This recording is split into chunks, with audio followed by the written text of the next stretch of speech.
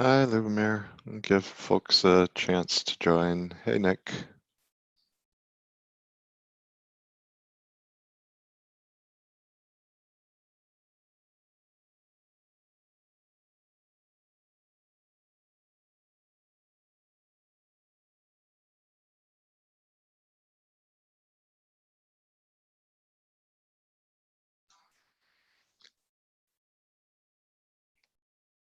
Well, there's Lubomir again. I was gonna say, I wonder if we have much conversation today. Sorry, I had to restart Zoom. I'm about to need to do that myself. I'm happy that it's actually working for the moment. Well, good morning. Good day to you. Good night. Feels wrong to say. Good morning kind of covers it. It is Kinda, yeah.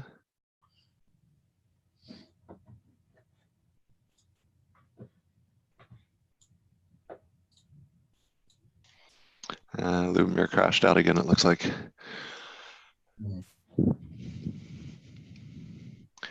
Well, we have a couple of things we can talk about today. I guess I'll go ahead and formally say this is a Kubernetes community meeting. It is following the code of conduct. It's being recorded. We'll upload it to the web afterwards. Our agenda doc for today, we had 3 things in it at this point. The first is to kind of go over some of the feedback so far on the KEP. Second is to talk about whether we want to do a BOFIT contributor summit. And then the third is the topic of the survey. So I feel like we don't have a whole lot of people to talk about the KEP sort of stuff, but we can maybe briefly give that a walkthrough. Yep. Yeah, totally. And Lubomir, were there things that you wanted to talk about today? Not anything specific. Okay, and anything else from you, Nick? No, I think I'd be happy to just go over the cap a little bit. Okay. Since I've got the canonical actual text, I'll be the one making any changes. So yes, definitely Makes sense. Yeah, a quick chat through that. Yeah. So I haven't looked at it this morning yet to see if any new feedback had come in, but I feel like as of last week, Yeah, so I mean, I think the substantial feedback is Ben. Yep. Ben left some sort of sig testing feedback, which I think is most of it's pretty fair. Jordan put in an extra note there about the security issues and dependencies, and Tim Sinclair put a comment in there saying, "Can't we keep all policies the same and just do 3 years releases a year instead?"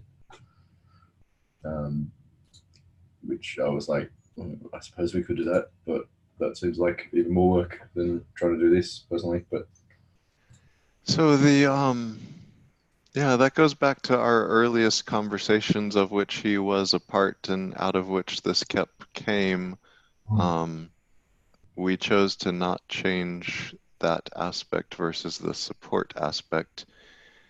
And we had 2 modes of discussion back then. There was let's do releases slower and let's do releases faster. At the time, Tim Sinclair was saying, let's do them faster. So I'm confused by a comment that would say, let's do them slower. Yeah. Yeah. So I think he's probably just sort of saying, like adding an extra one seems like a lot of work. Maybe we should. Yeah, maybe this is less work. Yeah. I mean, I guess my feeling is like we actually don't. Is still the most valuable. One of the most valuable things we've actually done is that actually sitting down and thinking about where the extra work might come from has been one of the most valuable things about this whole project. Yeah. What is any, regardless of which way we go, what does it lead to for additional effort required, additional changes, requirements? What are the basic requirements here? Yeah, exactly. Yeah, so I think yeah, so I'd like to reply and just be like, we could do that. We did discuss slowing down the release cadence, but there was a lot of tension between there was some people who wanted, and the data showed that it was very, some people wanted things to be faster and some people wanted things to be slower, and so changing the release cadence seemed like it would require even more coordination than this does. You think that's fair? Yeah, I can summarize this into a comment right now. Cool. I felt pretty bad as well about making everybody in SIG release drop their monocles effectively by putting 1.18 on the initial proposal.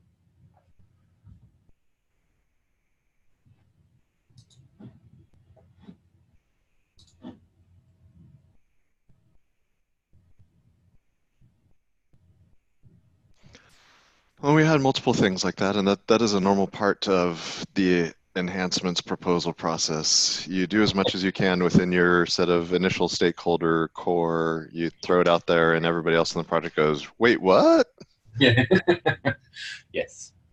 Then you spend a cycle deciding in more details with more stakeholders, and you come out to a better place and really start moving forward.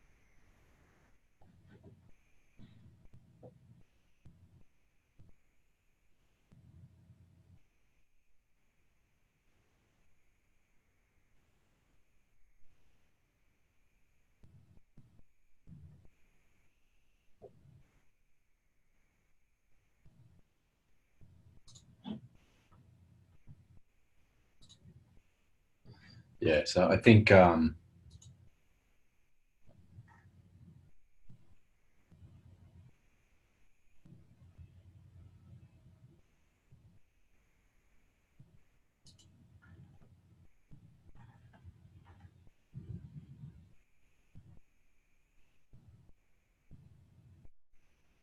couple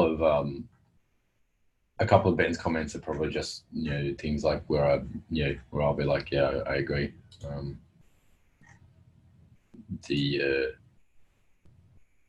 his comment saying the skew versions matrix will be interesting to test. I guess I'm like, no, this is why we want a review from SIG testing. I was really curious to chat. I want to dive into that a little bit more, and was curious if Jordan had any thoughts if you were here today, because the Ben mentioned specifically, I thought he mentioned Basil. Right. Oh, that's just a comment, not in line. Let me just finish typing. Yeah, sure. And Sorry. then, no, that's okay. And actually, I will. Let me screen share this for a moment, and we can see if it captures what we're talking about.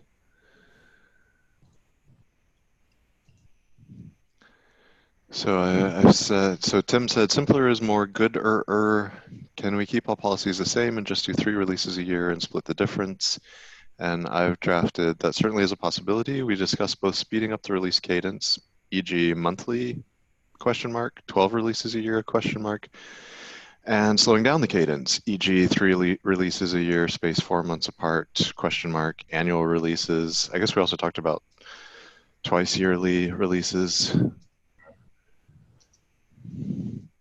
There was no consensus in the community on which of these 2 modes were preferred. You proposed a hybrid also. And actually, I could say it in that order. You proposed a hybrid also. There was not a consensus in the community on which of these modes was preferred. More conversation is required. So then in the meantime, in order to address the portion of end user desire for more stability isn't quite the right word, for longer support lifetime, we chose to focus first on the support side and leave the cadence for later conversations and caps. Yeah, I think that's pretty fair. Capture it? Okay. I will throw that in. So then, Basil was not a mention in here on a specific line, but I think in the top level conversation. It's on an Outdated one, yeah. Oh, and it was Christoph, not Ben, too. Okay, so Christoph says, with regard to third-party dependencies, update policies, we should put more emphasis here. We may need to upgrade or backport non-critical fixes to ensure security fixes also get back to previous releases. Of course, that can impact our stability and scalability guarantees. This also includes supporting Bazel fixes back and Bazel's interactions with Golang, rules Go, etc.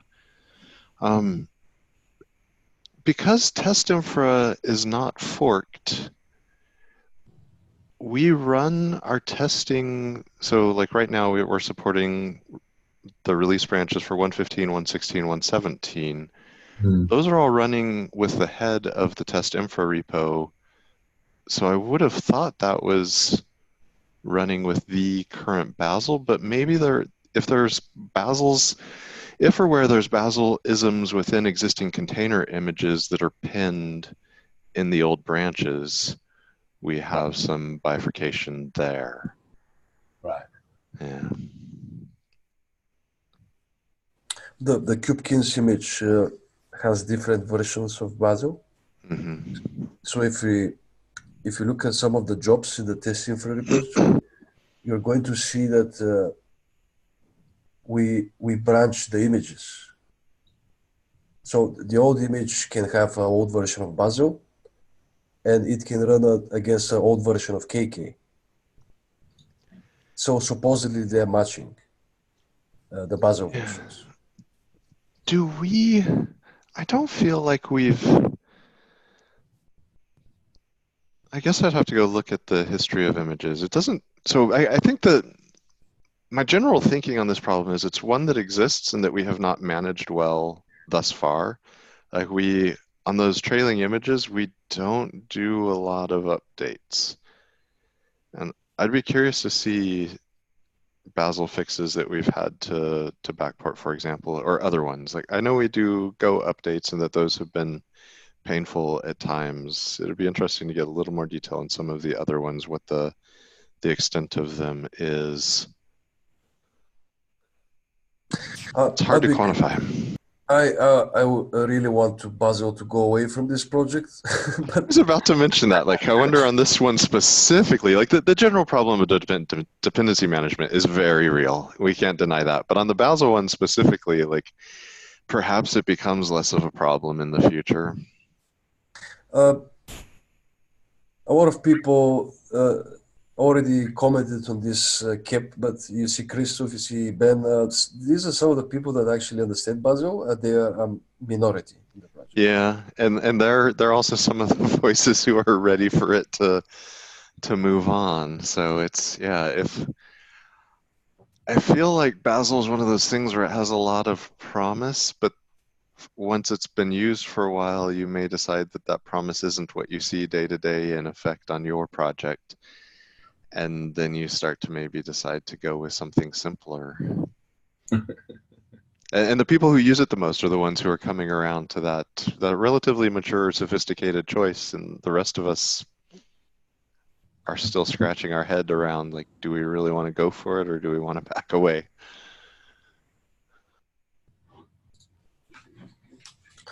It feels to be like if this proposal lands for the extension of yearly support, it has to tackle the Bazel issue, because I don't think Bazel is going to go away anytime soon.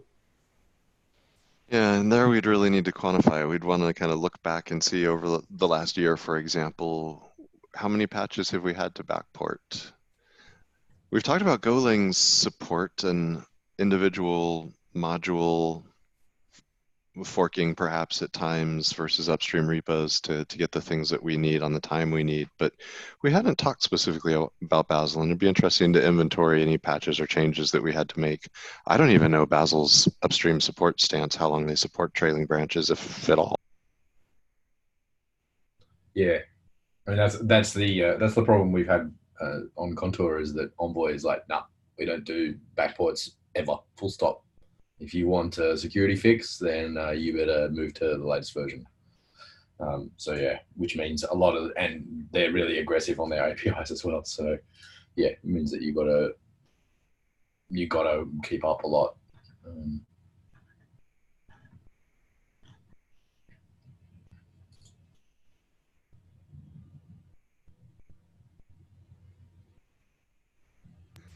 So I'm just glancing at Basil's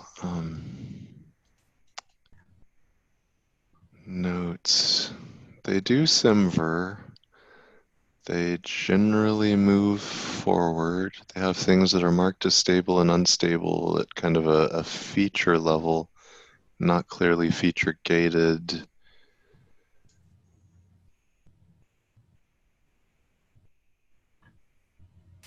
If you look at the build files in KK, Bazel has a set of dependency itself. So it's like a dependency tree, pretty much. It has Gazelle, which is the tool responsible for all the build files in subdirectories. It has dependencies for creating images, dependencies for pulling stuff from the internet. It's like a whole build system. It's like Maven, pretty much. It's like something like that. I've not looked at the details of why, but at least on Fedora, if you install Basil, it wants to install Java. It needs the Java runtime, for sure. Yeah. Whoa.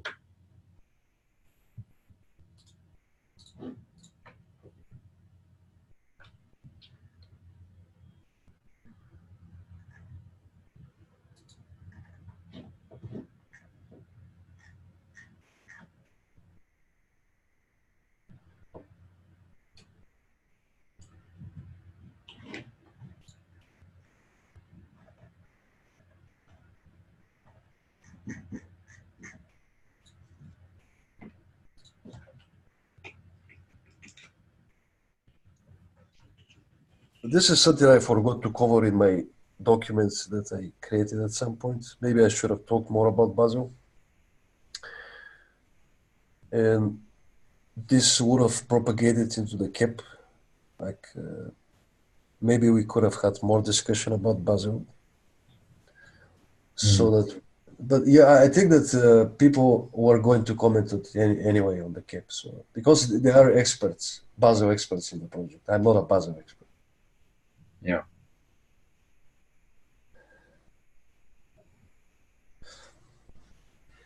A certain problem we have right now that we started, me and Steven Augustus, we decided to send some PRs for KK to see the reaction of some Bazel changes, and people went in there, commented, and they said that we shouldn't change it like that. And because me and Steven, we don't understand very well how Bazel works, the PR is essentially blocked, and I don't like this. Don't want this KEP for LTS to be blocked because of Bazel discussions. Right. Yeah. Yeah. I think the I mean, maybe it's something we need to make clearer, that that for some of this stuff we're actually seeking, like, help. And I think it's fair for the community to say, understand your high level desire. Here's a list of things that, yes, we're not managing today, and yes, you chose to not try to manage them, but as we elongate support, we're going to have to draw the line now and choose, come up with a plan on how we manage them. I could see that being a possibility here. I think we'd need a whole bunch of people who understand Bazel well to decide a plan that's viable for something like that. And it's hard if it ripples all the way into how do we choose which Java updates to pull in. Yeah. So in that section about, there's a thing that there's just a bullet point that says formalize third-party dependency policy. I'll put in there, and it just has e.g. Golang, but also others too. I'll put, I'll call out both security. There's a concern about security fixes and a concern about there's work to sort out Basil in particular.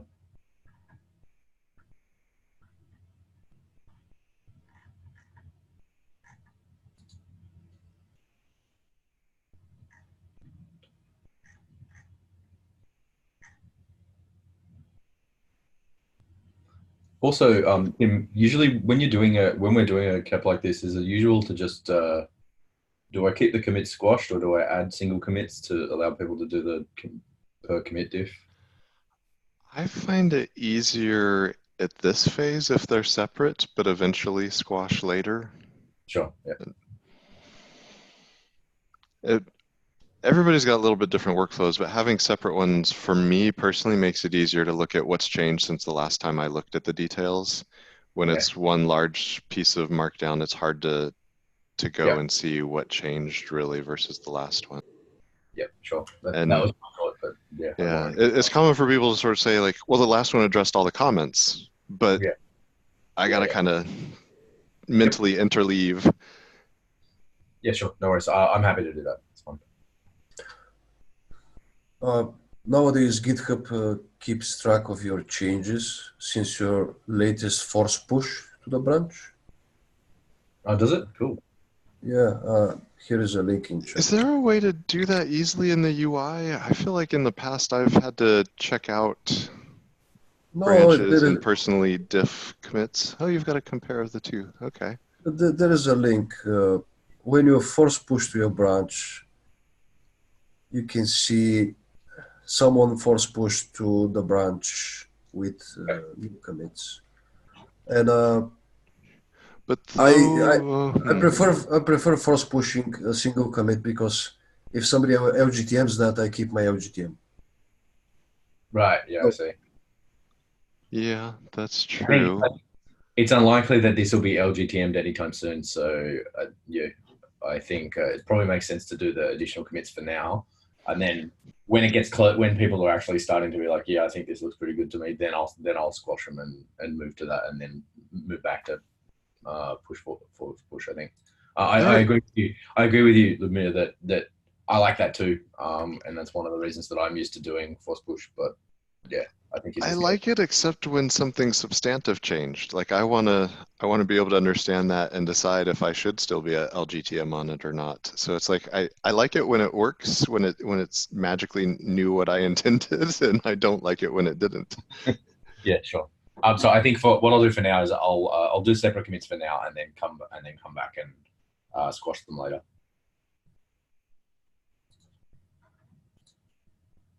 I mean, I've already had to do a couple of pretty big changes in that. You know, I put it in a subdirectory, LTS subdirectory to start with, and moved it to sig release and a couple of other things like that.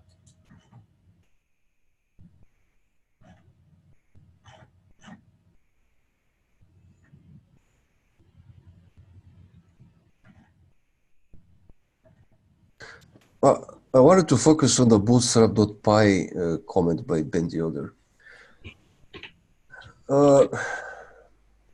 So basically, the KIP says modifying test jobs and infrastructure patterns may need discreted. May need deprecated. Is this a typo first of all? May need deprecated on a slower schedule. I think it's a weird grammar thing that I've seen people using a little bit.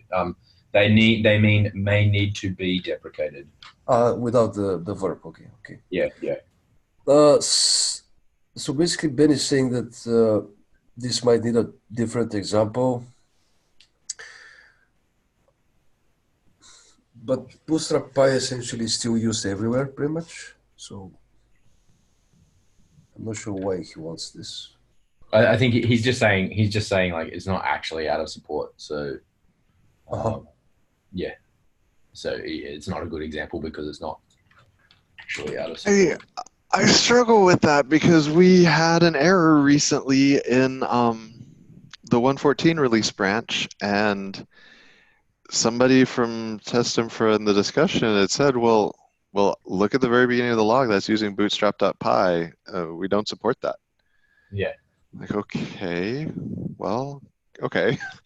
But then, and then I went and compared to double, like, kind of sanity check myself, and I realized, oh, that message doesn't show up in any of the newer branches, but it's because it's hidden a layer deeper. It's not that it went away. You can naively get the impression that it was only in the 114 branch, like it had been deprecated and it went out of support, but it is actually still there in all of the new ones too. It's all over the place. So like we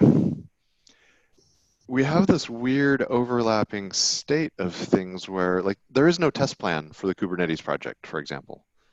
SIG testing is more arguably SIG test infrastructure. They explicitly state in their charter that they don't do the that test plan level type of stuff. It's whatever the project wants to do for its testing, they'll make sure that there's a way to run it, but they don't get involved in talking about what should run or should not. But at the same time, when all of the tests are implemented in a test infrastructure sort of way, and they start to say that that's not supported, that sends a message, and it can't be both. Like you can't say it's out of support as a scary message, but just kidding, wink, wink, nudge, nudge. That's not factual. Like we should either remove that message or have a forward path, and there's no ownership, it feels like, on those. I just noticed that we have somebody else who joined, and we haven't written attendee names in the meeting agenda, but the new person who joined is H4EUM0R9NU something. Yeah. It sounds like Josh Burkus. It's my ongoing struggle with Zoom. I opened a ticket ages ago about why Zoom is assigning me this ridiculous hexadecimal string. There we see you, and they flatly denied that it was happening. So, well, now you'll have a YouTube YouTube recording that proves that it does happen. Yes.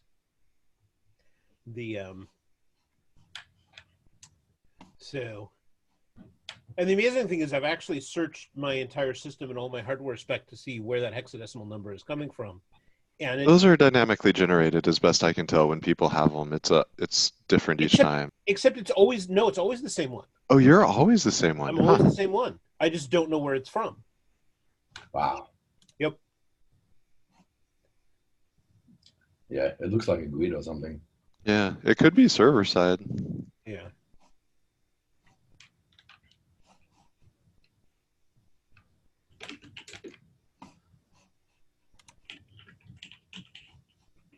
So bootstrap.py, I mean, one of the questions I had in my mind after he typed in that comment was, well, like, so can I PR a change that removes that message?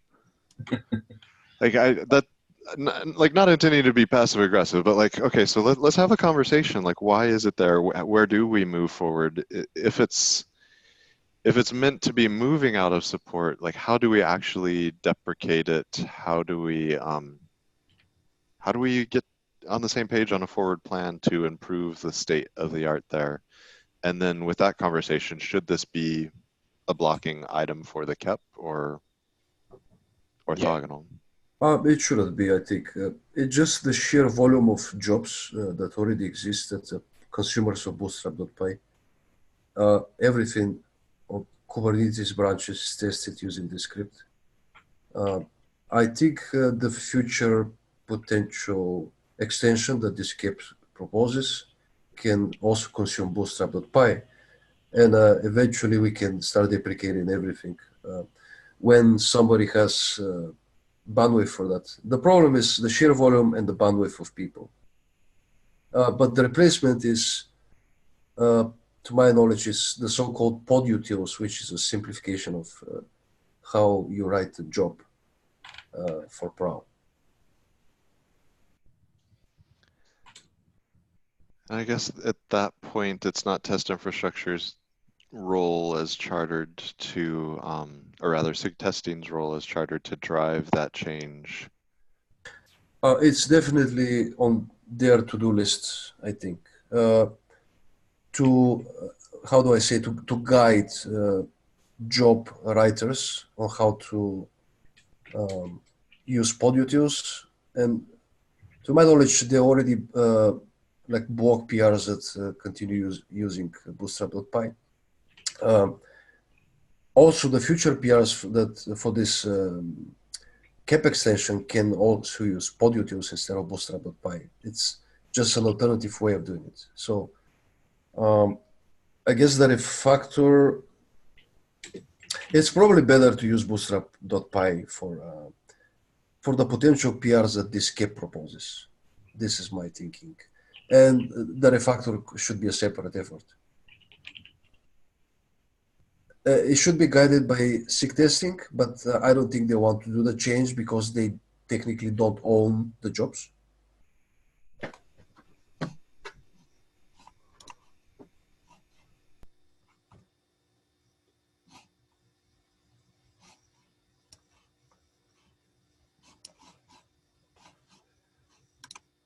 So I feel like we need at least, and we're in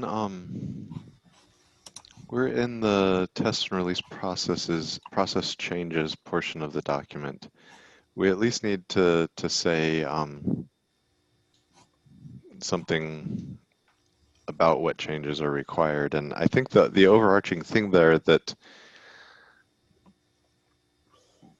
test infra stuff could need deprecated at a slower schedule or have more backwards compatibility maintenance is undeniable, but we don't, I don't know how they manage that themselves now. And yes, Bootstrap.py is a example of something intending to change, but without a plan, it's hard to quantify cost there.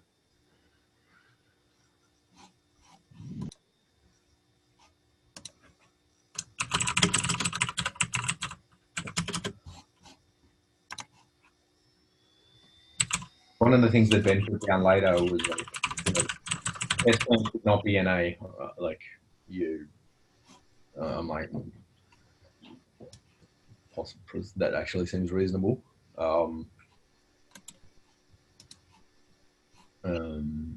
But yeah, but maybe we're not testing the change in the CAP per se as that.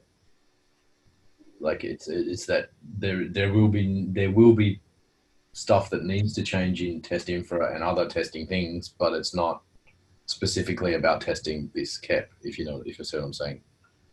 Like it's not like you're adding a feature and this is the test plan for how you're going to test that feature. It's like, there will be changes needing to the broader testing, but it's not like required. It's not part of. It's not the thing that's actually required to do this CAP. If you see what I'm saying, like it's that to do this CAP, it will have big costs unless we do changes to the testing, but it's not like it's like there's a specific like feature tests you can add or something like that for this CAP because it's too big.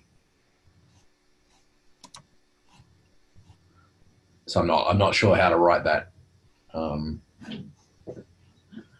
Maybe I'll put a comment there. I think that's probably the place to start. Yeah, I added a comment. I think the testing section of the CAP just needs to explain that the changes in test infra are the following. We need to test another branch, which means that we have to build another, or rather we have to maintain another build testing image for one more cycle. For instance, 114, we have to maintain it for one cycle more. Yeah.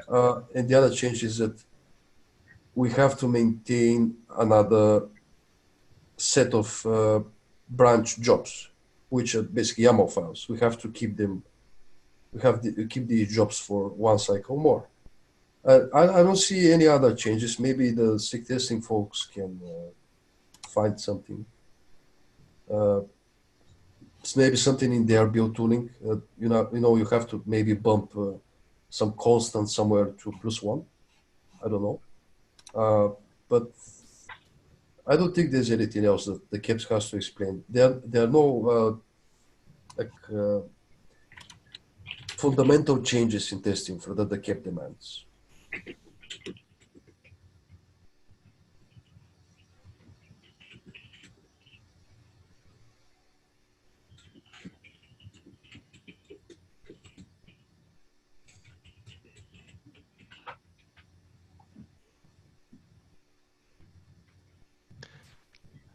I feel like there's two ways to look at it. One, like, what are you going to add? Or maybe multiple ways. What are you going to add? What are you going to remove? What is going to change on things that are not added or removed? And this is a change in as much as something that would normally be removed is not going to be removed, and that comes with some consequence. Going to You could view it as we could state that nothing's changing, but then as Christoph and Ben have said, like, well, in changing nothing, you start to drive a change. Yeah. I think Basel is the biggest issue they are bringing on the table, and folks like Christoph and Ben should elaborate on some of the. Basically, they have to propose what has to be written in the CAP in terms of Basel. Basel has a tree of dependencies, and they should list them. And they should explain the consequences of maintaining this extra Basel for one more cycle. Like I wanted to bring something related to this meeting. On an almost daily basis, I'm saying to people reporting issues in KK that 114 is no longer supported, and people continue to, like, every day they post issues about 114 bugs, and it's not clear to whether why are they not updating to 115. But I tell them, like, hey, this is 114 is already out of support, and can you please try this in 115? And they usually don't respond to that. But this is something that has to change in the future because we now have to support this extra version, and I am no longer going to be able to have this easy way to escape triage. Now I have to consider this a supported version. This is my biggest concern for KK specifically.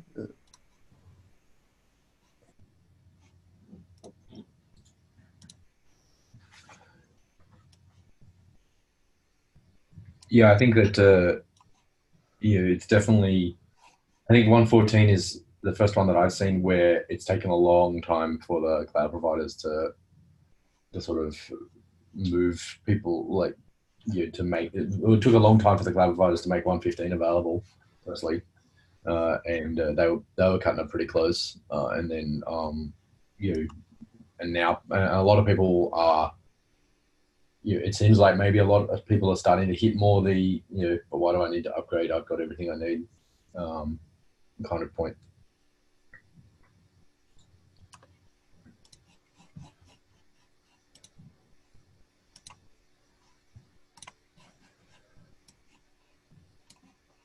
Yeah, I think the six are going to see the biggest repercussion after this change. The owners of the code, six storage, six nodes, six CLI, six lifecycle. Yeah, absolutely. So essentially, it's more work on the six. But yeah, this is a tangential discussion. I think we already discussed this problem multiple times. Yeah. We should maybe get back to the CAP to discuss the comments. Yeah. I think we've hit most of the comments. Yeah, Jordan has one about security issues and dependencies. I would like to just put in there, like, Yeah. like I'm happy to fold. Like I'm not exactly sure how to say. I'm happy to fold in anything anyone wants, but I need, like, Yeah. Well, he's just pointing out that we have this problem that we already don't have a policy for. Yeah. And extending support period will make that problem worse. And he's not wrong. Yeah. As in this will force us to actually have a policy, right? For, hey, what do we do if we extend support and that includes a Go version that is no longer supported by the Go project? Yeah. Yeah, so that comes under the non-goals, right? Yeah. I personally think that it's impossible to align Kubernetes to the release schedule of the dependencies. I mean, we can align it to Golang potentially, but what about Bazel? What about Docker? And Yeah, I mean, I think the four times per year cadence fits better with Golang's cadence than 3, because this is one of the things that we discussed. But yeah, I mean, there's I'm just going to put on there that, yeah, I agree that this needs to be done, but I'm not sure how to fold that into the document.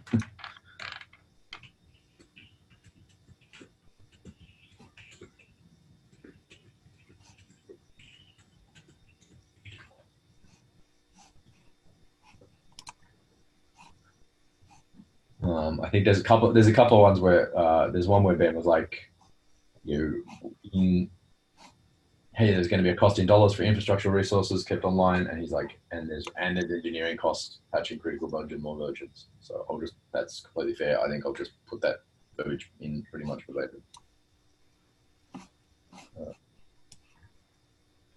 And I'll try and do something on Ben's comment about the test plan. And try and put something in there, sort of saying, about how it felt like the test plan section is usually for the plan for how you're going to test the feature that you're talking about. I don't think that it feels like maybe the point of this KEP is to get broad agreement that that this is something we want to do, and then one of the actions from that after we get that broad agreement is then building a test plan for building a plan for how we would change the broader testing to support that. Does that seem fair? Mm-hmm. Yeah. Okay. Cool. Okay.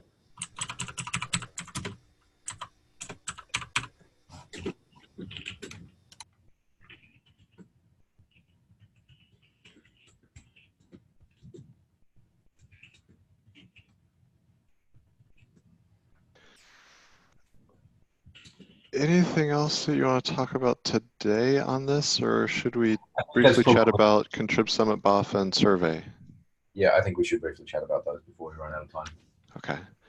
So Contrib Summit BOF, should we propose something or fall back just to the unconference day of?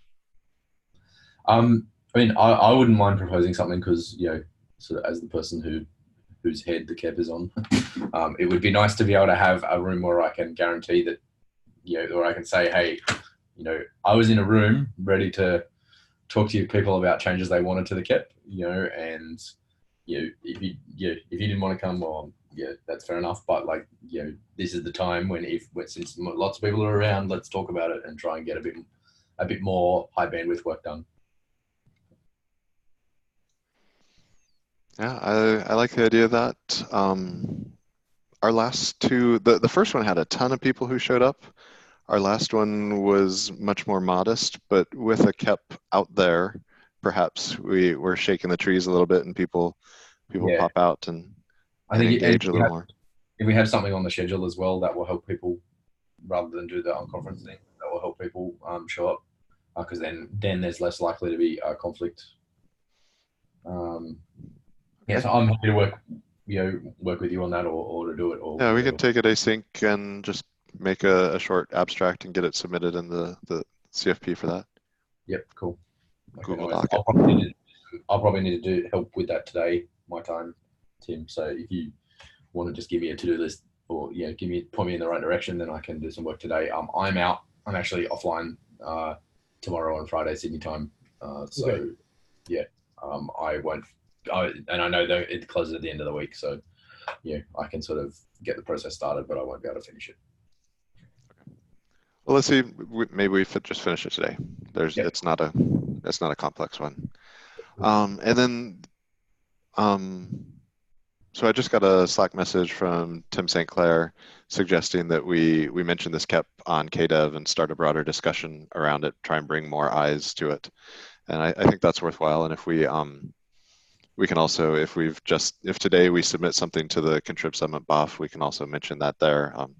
Feedback on list also come to the BOF at Contrib Summit. Let's get more people's opinions. Yeah, okay.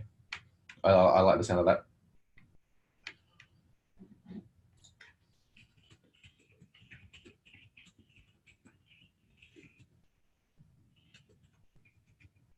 Any other thoughts from anyone else on that? So survey then, next up. So we'd done one last year. As we started discussing it in the fall, we decided we wanted to do one again to try and see what improvements we're getting and what people think maybe of proposals for changes. SIG Cluster Lifecycle's they've been doing an annual one and they're drafting theirs currently. We talked about maybe trying to align with what SIGArch was doing on their production readiness sub-project. But in the meantime, they've gone ahead and gone live. And there's a link there if you hadn't seen it mentioned on KDev. But their survey, I feel like, is almost identical to what we are looking for and should result in data that correlates with our prior data.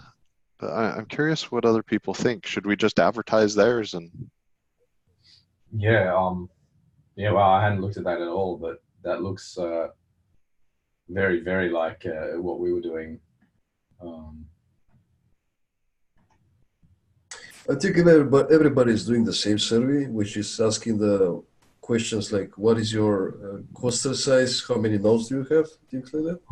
But what versions are they on? How often do you upgrade? How do you upgrade? Like these are common across cluster lifecycle, this working group, and production readiness and Arch. Yeah, I personally wanted to have the mapping between, say, cluster API and the upgrade question. So if the production readiness folks wanted to wait for us, we could have combined this.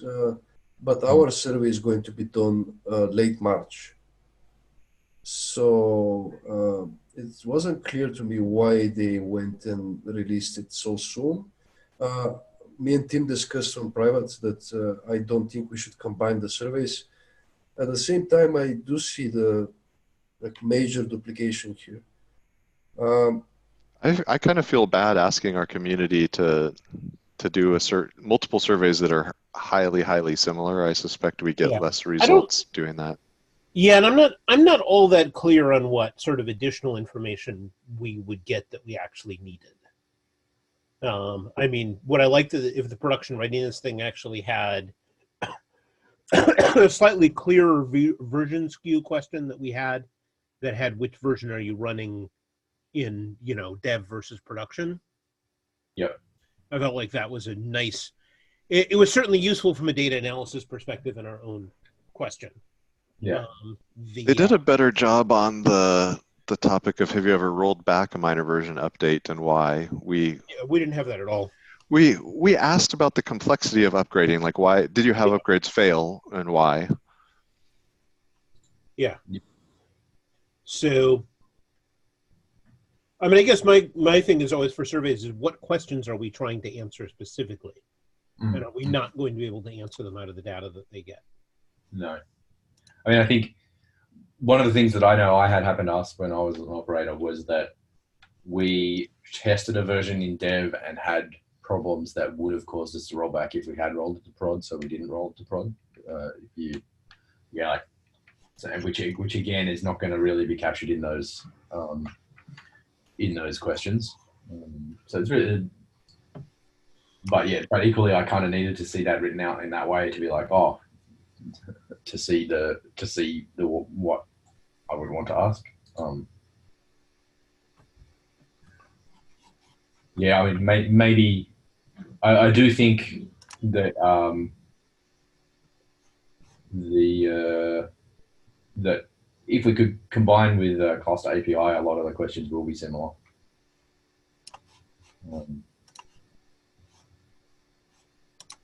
Like it feels like maybe you could do some sort of general upgrade questions and then have the cluster API part where you dive into the specific modules. Look at me. Yes. So when is the LTS survey scheduled for?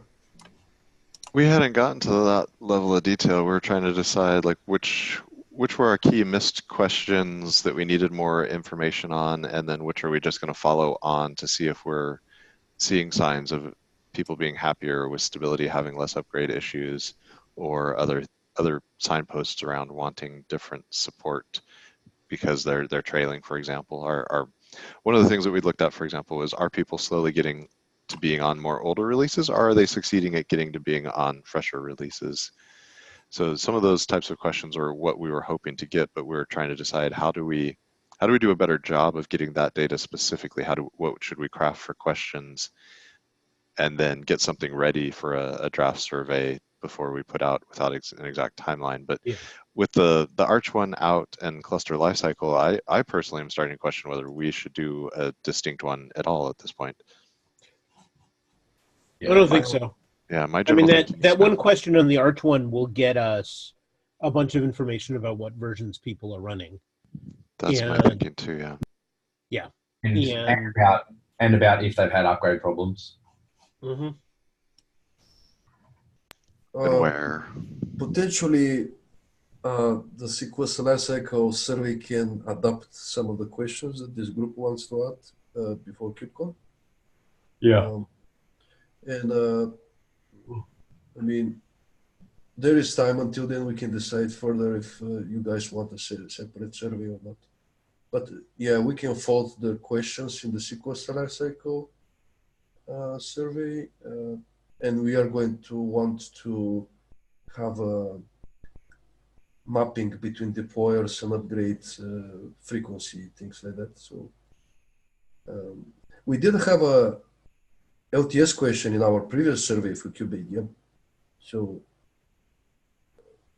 this is what we can do, but basically it's scheduled for March. So this is something for the near future. One thing we didn't ask, or that I'm not seeing, one thing that we did ask in our LTS survey that I'm not seeing is clearly in the production readiness one, is the source of the Kubernetes that is in use. Is it self-built? Is it upstream? Is it vendor? A mix of those. And I'd be curious from the kubeadm one if you're thinking of asking that type of question, the extent to which people use upstream artifacts or vendor artifacts. I don't remember if we asked this. Let me check the survey, the old survey.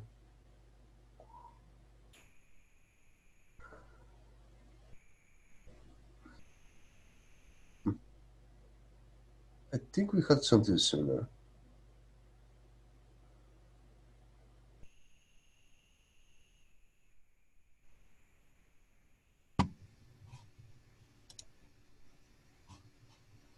No, we didn't have this particular question. The closest to that is, what infrastructure are you using? Yeah, I see. What Linux distribution are you running on your nodes? Or are you self-managed bare metal, self-managed virtual machines? Maybe this simple. This is not an answer to the question whether you build Kubernetes yourself. But why do you need this question for LTS? One of the questions that Josh, I think, had really brought up early on was like, as an upstream open source project, do we need to care about this? Or is it simply on the vendors to address these issues? Right. Maybe we should be asking the question if you're using a solution instead of. Yeah, well, the problem we ran into in the questions that we asked last time was that the way we asked whether people were using vendor builds or their own stuff didn't actually make it clear whether or not upstream patches made a difference. And I'd have to think really hard about how we would ask a question like that. I mean, I almost feel like we just need to have one-on-one interviews with a lot of the vendors. You know, again, some of which are represented in our committee and say, hey, you know, do you actually care about the upstream patches, or are you basically doing your own backporting anyway? And that's actually kind of been an open question. Yeah, I think the question is targeting vendors, and maybe we should be asking the vendors. If you are a vendor, do you have patches on top of upstream? Do you maintain a patch on top of upstream? I'm pretty sure all the vendors out there are doing that already. Right. And in terms of the users using a vendor solution, like I don't know, GKE, for instance, I'm sure that some of the users don't even know what patches are on top of their 1.14 version. So it's kind of hidden. The same goes for any other vendor, I think. Yeah. My point is that the non-vendors will not have this level of detail about the solution that they're using.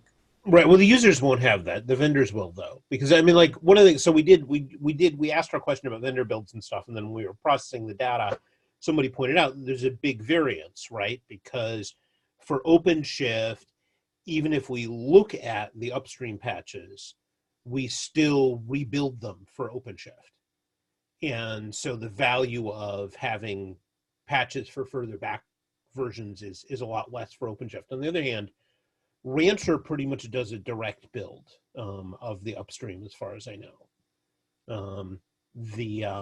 So depending on who the vendor is, you have a lot of sort of variance in terms of how backpatching more versions would affect things. And they're presumably managing all of the dependencies.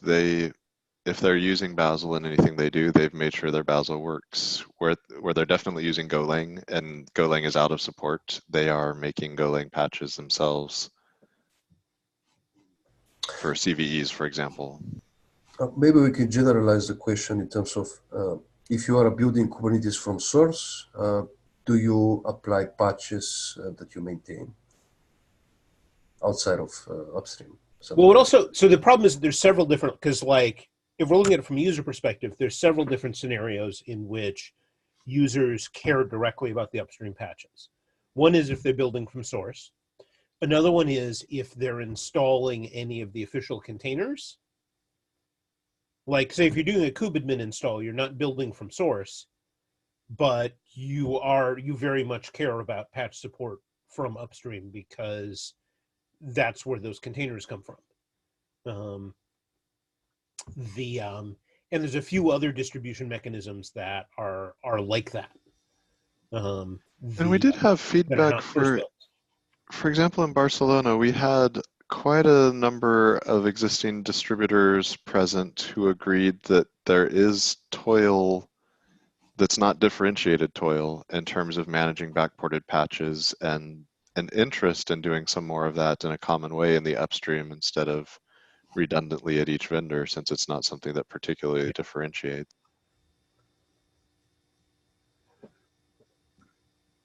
So maybe we have our answer there.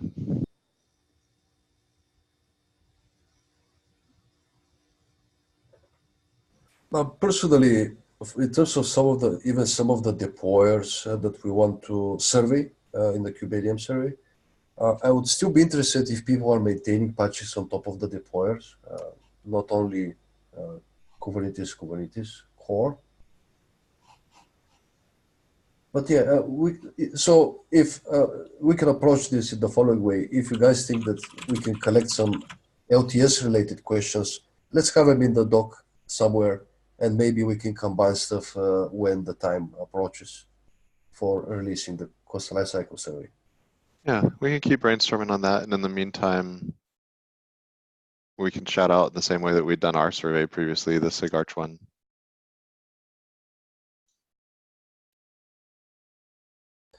Well, we are over time. We should go ahead and break.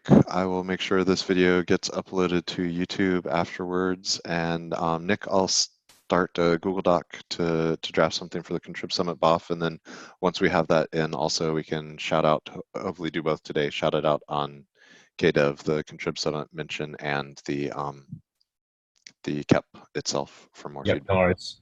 I'm gonna push like a couple of small commits now to a couple of small changes to the KEP, and just make sure that all of the comments have an answer, at least from me on. Sounds good. And I think then we can then it's not looking like the KEP is abandoned. All right. Sounds Cool. good. Thanks very Talk much. to y'all later. Have a good day. Bye. Bye.